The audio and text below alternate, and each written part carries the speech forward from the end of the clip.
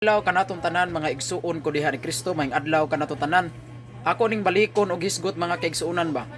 Kay kining mga dili Katoliko, supak man gyud sila nga si Maria inahan sa Dios. Matud pa nila mga kaigsuonan, biblikal ba na nga si Maria inahan sa Dios. Kay ang mga laing tinuhuan sa maaning mga iglesia ni Kristo Manalo sa sinuhuba, dili man gyud mutuo nga si Maria, si Santa Maria inahan sa Dios. Mga kaigsuonan, ang simple nga tubag nato niana, kanang pagkainahan ni Maria sa Dios, ang pagkainahan ni Santa Maria sa Dios, gitawag sa inahan sa Dios tungod kay si Hesus o kini si Kristo Dios manggod. Kay kung dili pa Dios kining Hesus, dili unta tawgon si Santa Maria inahan sa Dios. Kung si Hesus Dios, unya kay si Hesus anak ba ni Santa Maria, so therefore si Maria inahan sa Dios.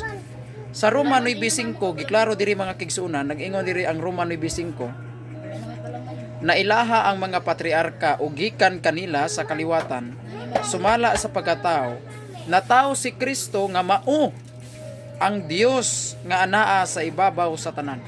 So unsa day si Kristo? Mao ang Dios.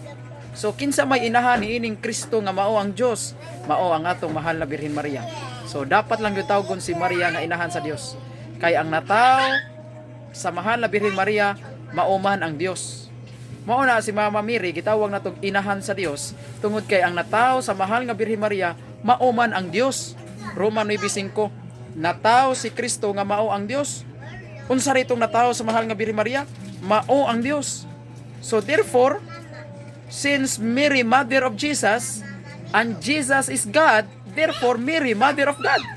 Kung si Santa Maria inahan ni Jesus, di ba? Si Mama Mary gitawag siya inahan ni Jesus, o kini si Jesus kay Dios man, therefore angay gyud tawgon si Santa Maria nga inahan sa Dios.